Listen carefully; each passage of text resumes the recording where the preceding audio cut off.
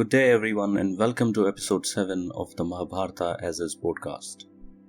This podcast explores each and every chapter of the Mahabharata text, which is the biggest epic in human history. In this episode, we will continue discussing the 5th section of the Mahabharata story. This section is titled Astika Parva and is part of the larger Adi Parva. Astika Parva is one of the longest parvas, and therefore I will cover this across multiple episodes. This episode covers part 2 of the Astika Parva. Mahabharata text is divided into main parvas or volumes and sub-parvas or sections. Each main parva has many sub-parvas, just as each volume of a book can have many sections. Please see episode description to understand the classification in more detail. And finally, depending upon the platform where you are listening to this podcast, please feel free to leave me a comment, question or feedback. Alternatively, you can write me at mahabharataassis@outlook.com. Please like, subscribe and share if you find this podcast useful.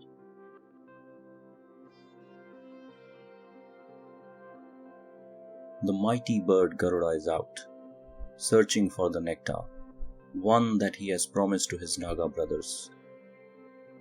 En route, he feasts on nishadas, eating hundreds of them, when all of a sudden his throat burns like coal.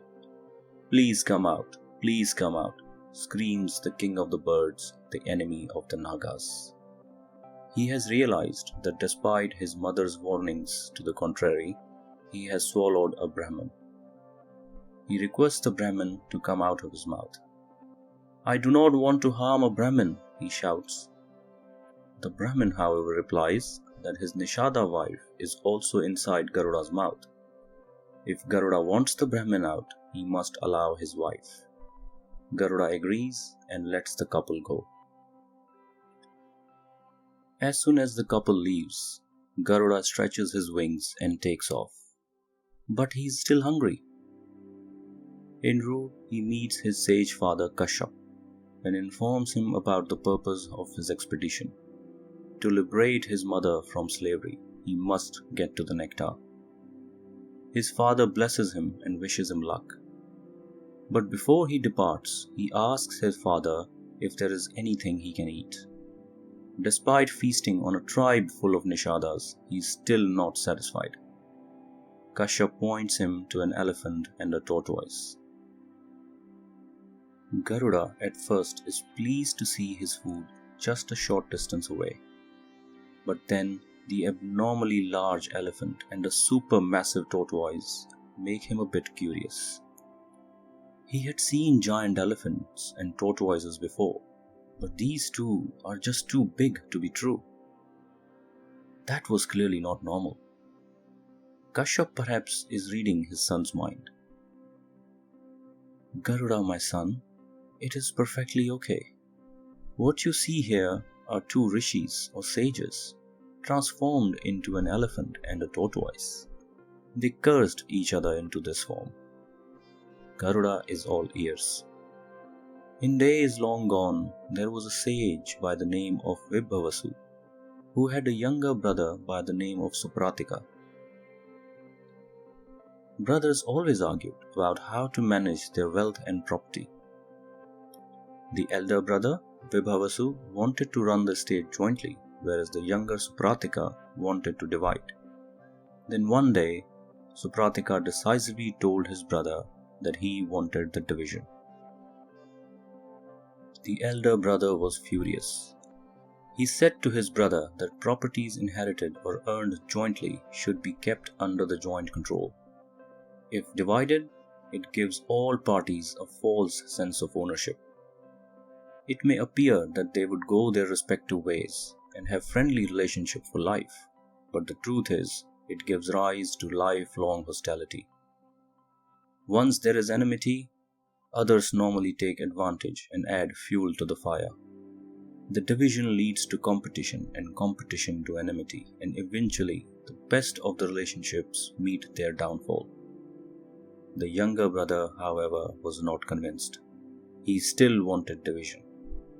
Enraged, Vibhavasu cursed his brother to turn into an elephant.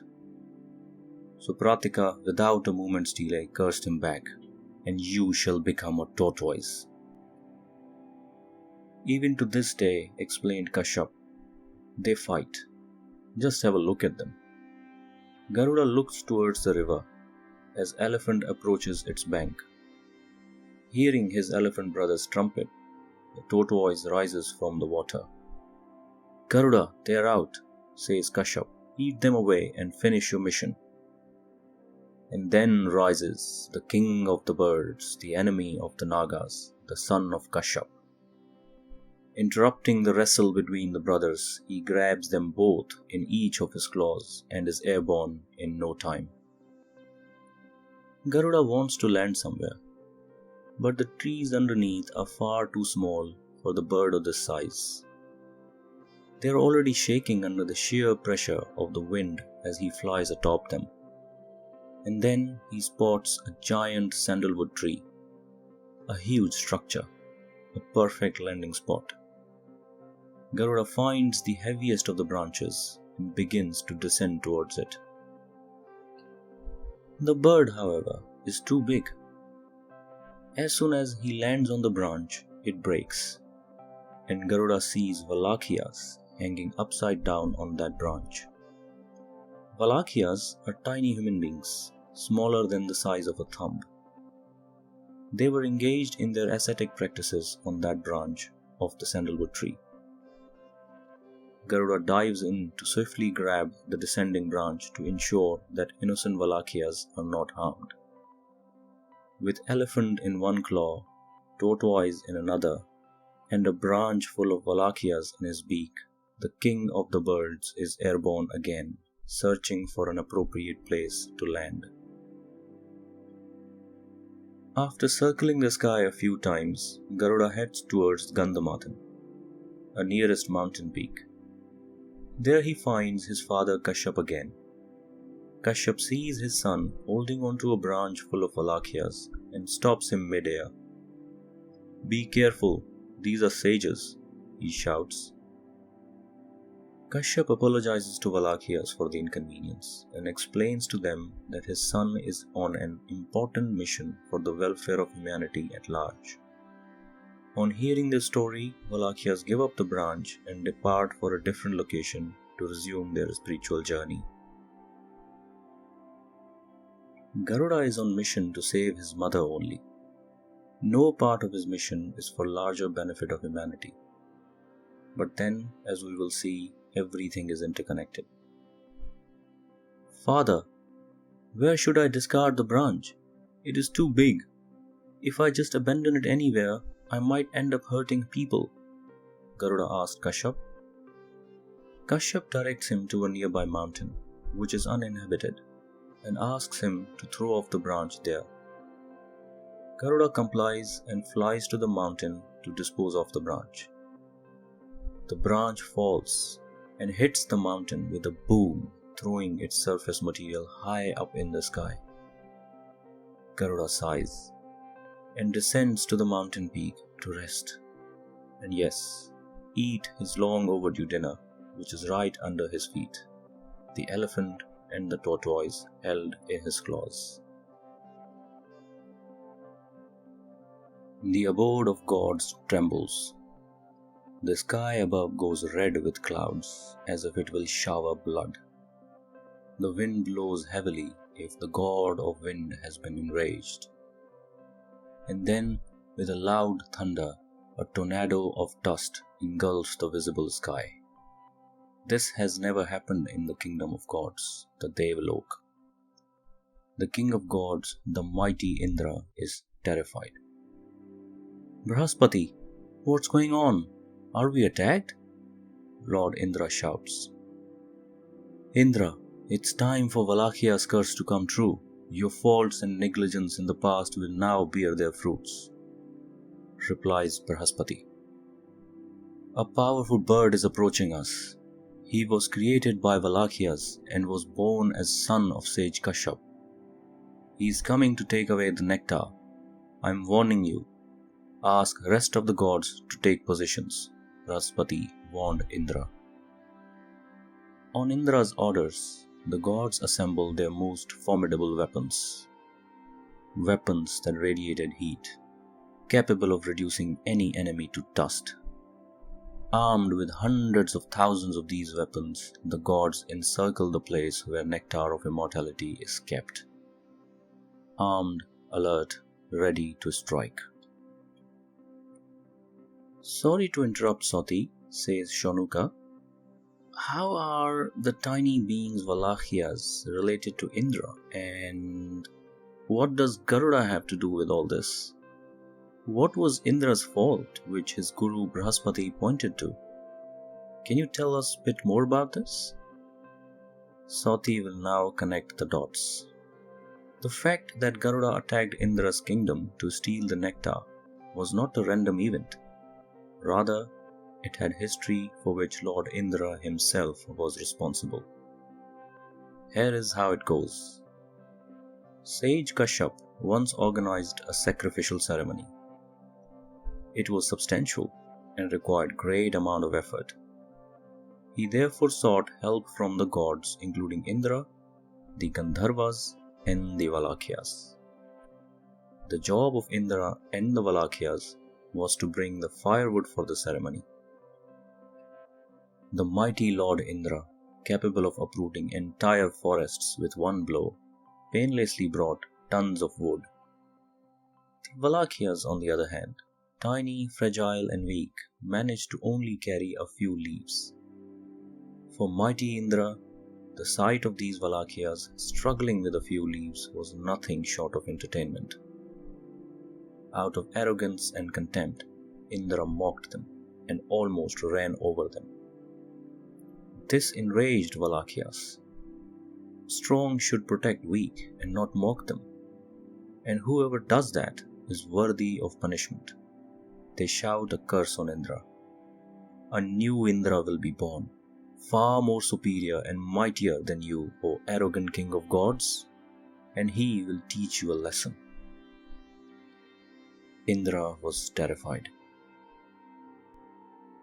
It was a curse from the accomplished sages. Kashyap, on hearing the curse, decided to intervene.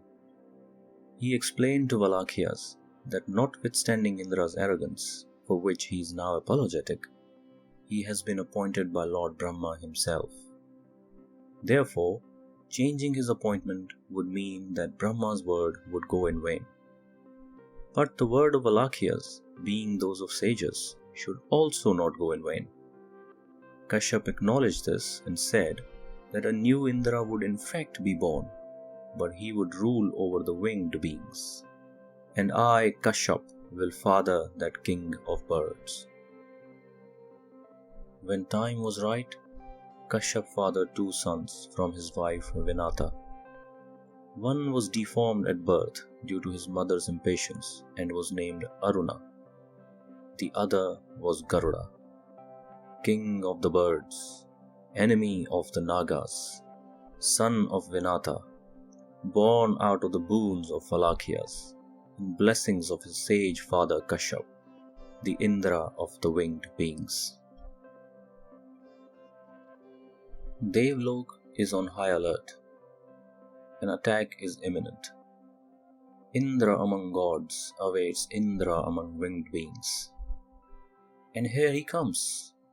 Flapping over Devlok, he rips apart every enemy that approaches him. Gods attack with full force, and best of their weapons. Long spears so sharp that they penetrate concrete. Maces that break steel.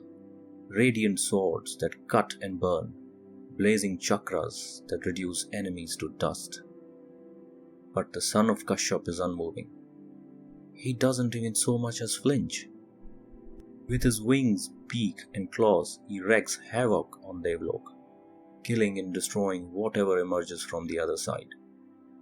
As Mahadev destroys the enemies at the end of a yuga, today perhaps is the end of yuga for Devlok, and Garuda is its Mahadev. Gods give up. The enemy is far too superior, the Indra among the winged beings.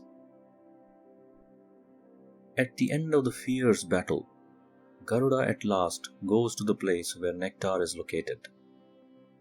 But the compartment is surrounded by burning fire, with flames reaching so high that even Garuda is unable to fathom their end. This would have been a lot easier for a bird. Fly high above the fire at a safe distance, and that's it. Instead, he increases his size many folds, goes to drink the water from a few rivers, and extinguishes the fire, walking towards the compartment as a victorious king, as Indra among birds.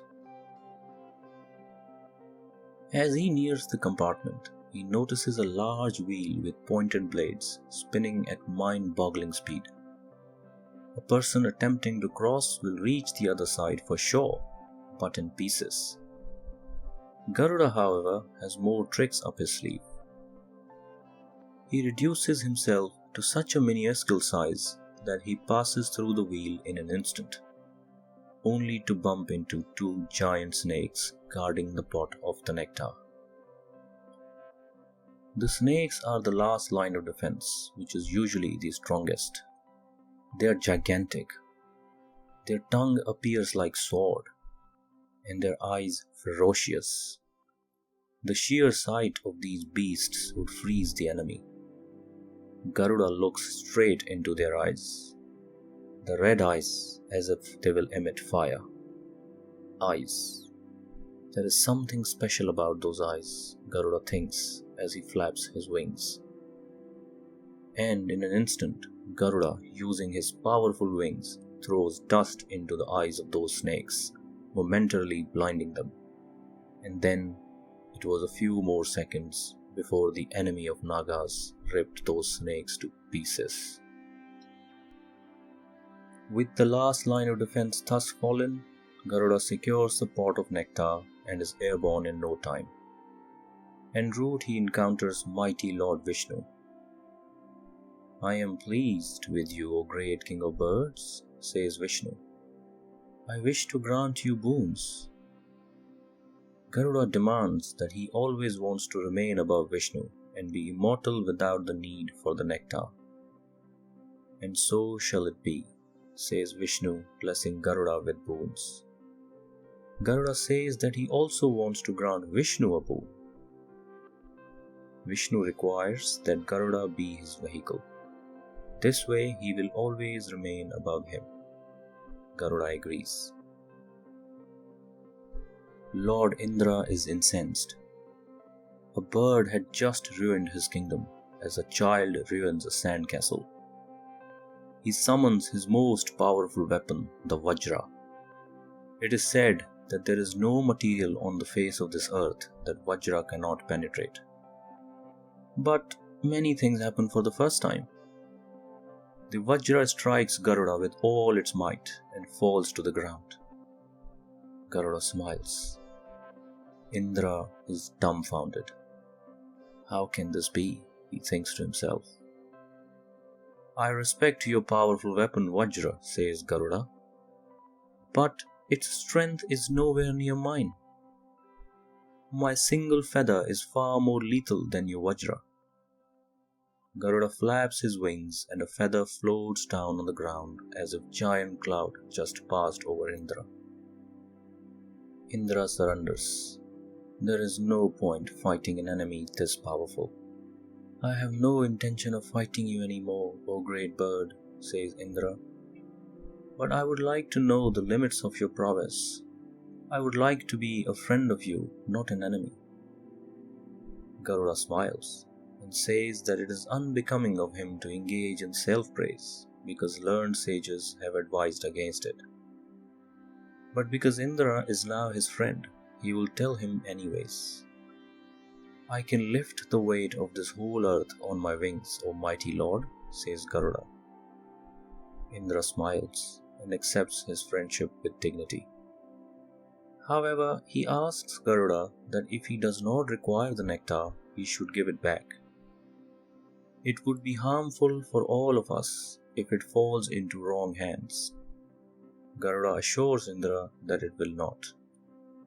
"There is a reason why I am taking this away," Garuda replies.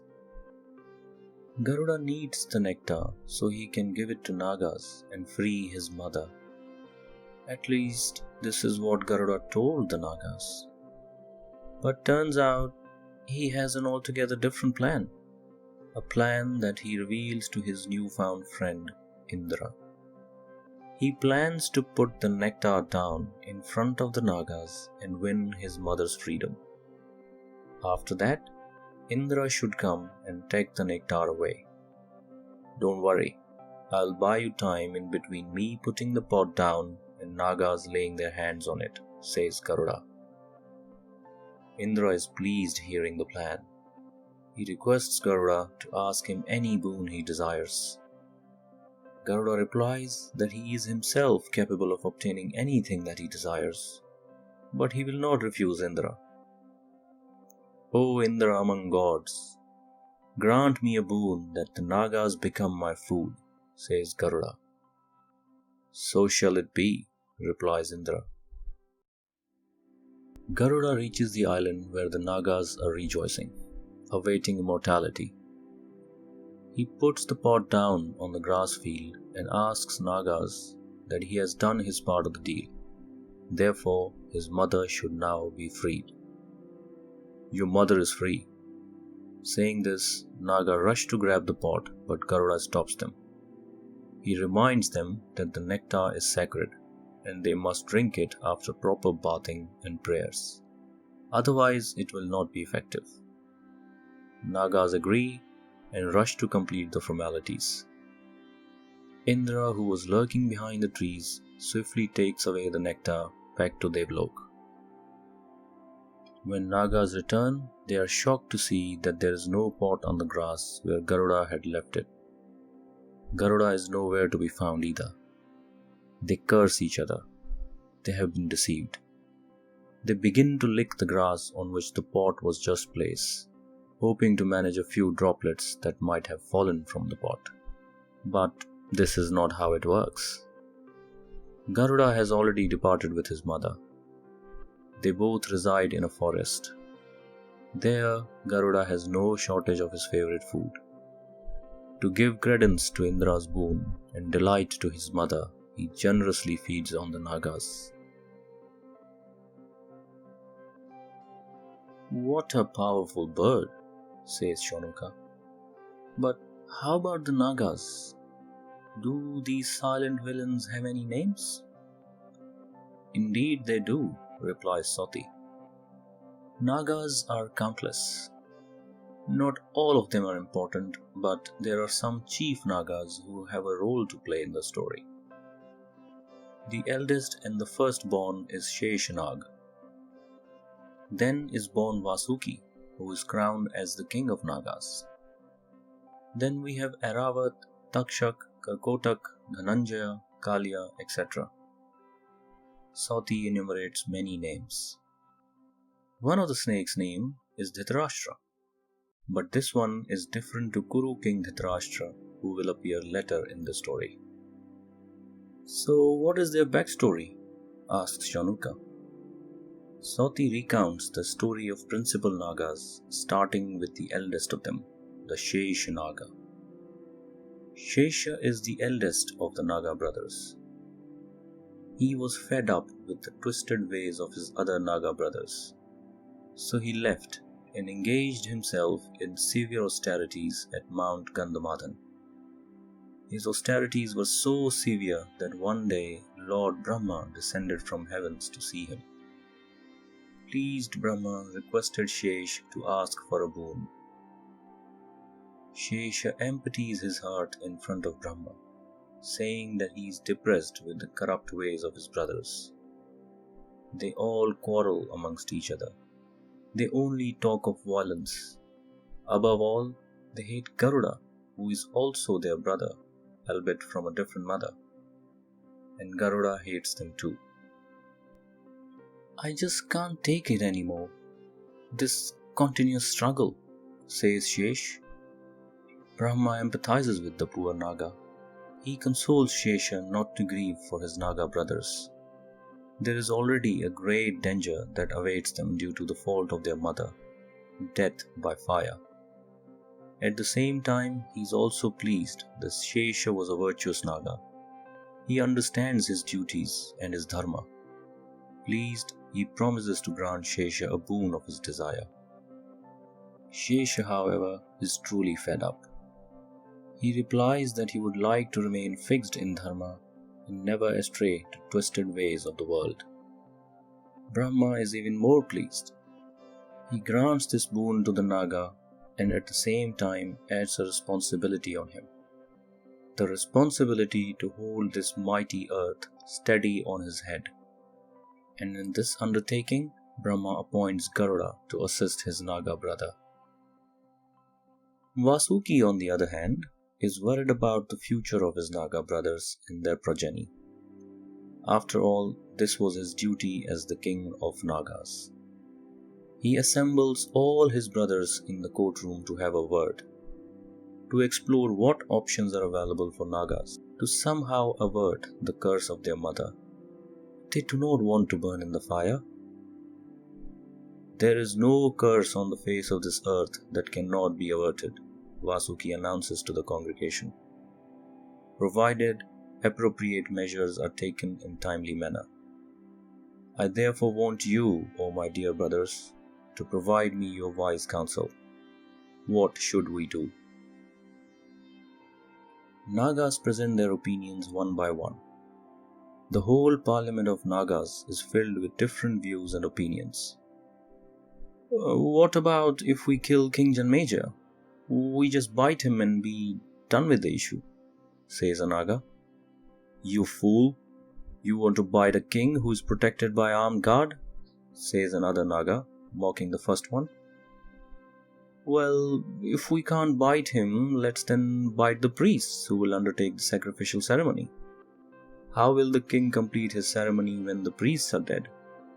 Third one spoke up with a bit of a pride. Pathetic. All you guys know and do is biting and killing people, says the fourth one. If killing people is wrong, then let's just spoil the food. Without food, no ceremony is complete, the fifth one announces as if quoting a scripture. Yeah, sure, as if poisoning the food won't kill anyone, mocks another Naga. Well, then let's take a long way. We transform ourselves into sages and get recruited as chief advisors to the king. We should be able to convince the king not to undertake the sacrifice. Good idea. As if the king is running short of advisors, no? Dumb advice, shouts a Naga. Calm down, screams Vasuki. None of you are making any sense. The blame for these dumb suggestions will fall upon me if I were to take them seriously. Vasuki sighed. There is a sudden silence in the courtroom. And then Elapatra, one of Vasuki's younger brothers, speaks up. This curse is but certain. We, the Nagas, will burn to death. It is destiny. This is how it was ordained by Brahma. The Nagas are terrified. The room is filled with dreadful faces. Elapatra then addresses his brother Vasuki and says that when the curse was shouted by their mother, he heard it himself. Out of fear, he immersed himself in deep meditation and through his yogic powers heard the gods speaking to Brahma about this. The gods said to Brahma that the curse was terrible and unbecoming of a mother. Brahma should not have approved this. Brahma replied that Nagas have become countless and violent. They have strayed from the path of dharma, and therefore the curse would be a medium through which the nature would bring its balance. Vasuki hears attentively, clearly flabbergasted. Elapatra continues. Brahma also said that the effect of this curse would be limited only to those Nagas who are violent and who walk the path of adharma. This means that some of us will be spared.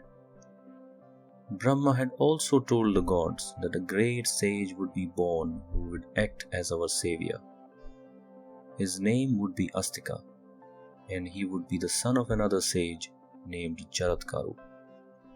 My dear brother, Elapatra continues, Brahma told the gods that Jaratkaru will marry a woman who shares his name. That is, the name of his wife will also be Jaratkaru. And from this marriage will be born our savior Astika. Vasuki's face has no expression.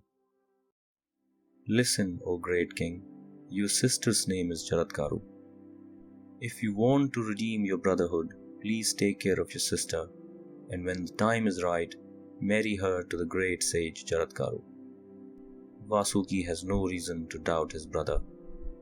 Elapatra is one of the few whom he can trust. He vows to look after his sister and ensure that at the right time she is married to the great sage Jaratkaru. At this point, my immediate concern is the invitation from Lord Indra, says Vasuki. He needs my assistance in a large churning of the ocean that he is planning to undertake jointly with the demons. I have to go and see him. We know rest of the story of ocean churning, says Soti. Soon after the churning is completed and the gods have obtained their nectar, Vasuki, along with other gods, go to the adobe of Brahma to seek his blessings. The gods are aware of Vasuki's mental condition. He is trying his level best to save his brotherhood. The gods request Brahma to help Vasuki to find a solution to his problem.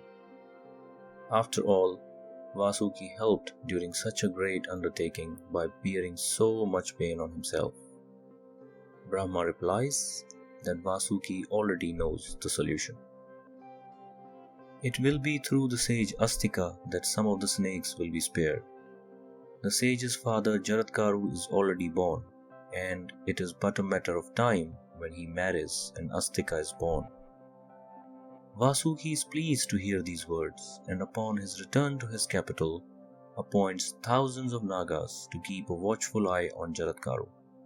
He wanted to get in contact just at the right time. Many ladies around the world share the name Jaratkaru. Vasuki will have to be present just at the right moment to ensure that Jaratkaru marries his sister Jaratkaru and not some other Jaratkaru. We will continue the story of the Nagas in the remainder of the Astika Parva in upcoming episode. As said before, this Parva is one of the longest Parvas and therefore I have split this across multiple episodes. Since the release of last episode, I have received quite a few questions which I am parking for now to answer in a dedicated episode. Again, thank you so much for taking time to write to me and providing your feedback. It is greatly appreciated. Thank you as well for listening to today's episode. In the next episode, we'll continue the discussion on Astika Parva. Until then, goodbye and take care.